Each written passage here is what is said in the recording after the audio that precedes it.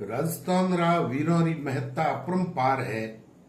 और वो री महत्ता इतनी है कि भगवान शिव भी जिन टाइम में मुंड माल पिरोता तो वीरों री मुंडों री माला पैरता और सरावता कि राजस्थान के वीर वाकई अनोखे।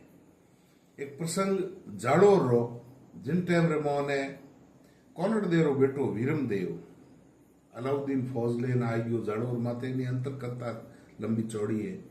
उन टाइम रे मोन उन घेरो गालियो और उन्हीं फौज तो असंख्य ही जाड़ोर सैनिक संख्या कम ही। अलाउद्दीन एक संदेश भेजियो कि संधि कर ले और जाड़ोर छोड़ दे।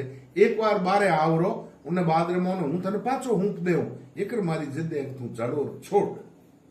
जाड़ोर ने छोड़ दे इन बात रे माते कविरो दुओ वीरम देव रे मुख उक्ति रो कि जाड़ोर छोड़ू उन स्थिति में की स्थिति के आब फटे धर उलटे अरे कटे बगतरों कोर टूट शीश धड़तड़ पड़े जद छूटे जालोर के रे कालिया थूके जाड़ोर छोड़ दे।